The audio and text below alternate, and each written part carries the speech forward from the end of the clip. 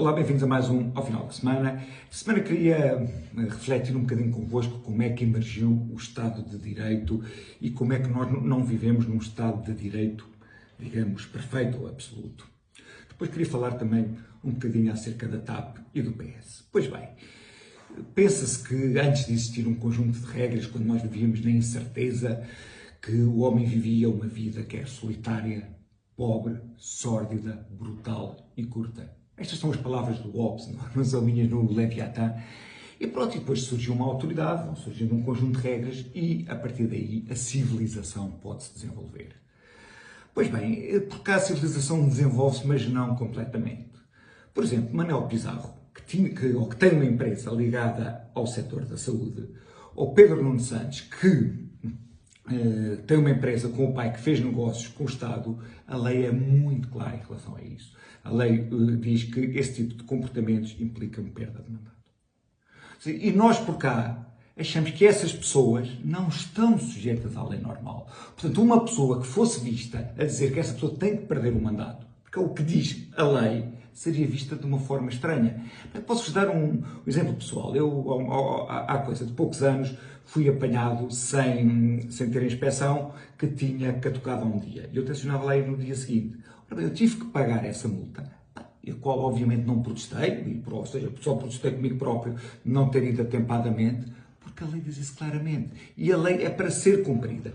Nós vivemos aqui um Estado em que a lei é mais ou menos por ser cumprida, e é mais ou menos por ser cumprida por quem? Por aqueles que fazem as leis.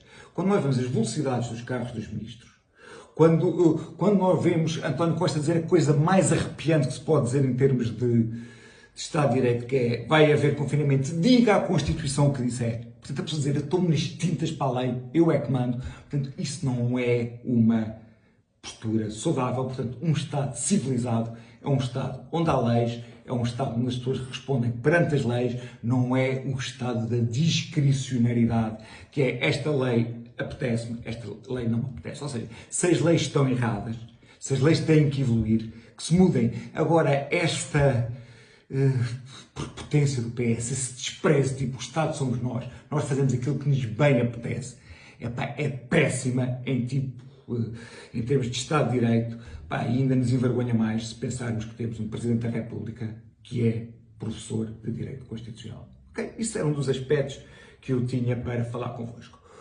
O segundo aspecto que eu tenho para falar convosco é acerca da TAP. Portanto, nós conhecemos a história, que foi António Costa perdeu as eleições, fez um alargamento à extrema-esquerda e teve que apanhar aquilo que seriam bastiões de esquerda, pôs o melhor amigo que depois foi para administrador da TAP. Portanto, tudo aquilo que era o processo normal, que é o Estado libertar-se das empresas que estão, portanto, em mercados competitivos, foi feito ao contrário.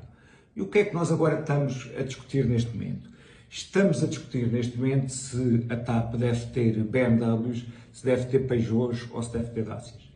Ou seja, uma empresa que está em mercado não deve discutir esse tipo de coisas. Ou seja, e agora eu entendo perfeitamente que isto seja discutido, porque não é uma empresa que está no mercado normal, é uma empresa que tem lá o nosso dinheiro. E nós, como donos da empresa, portanto, podemos escandalizar com este tipo de coisas.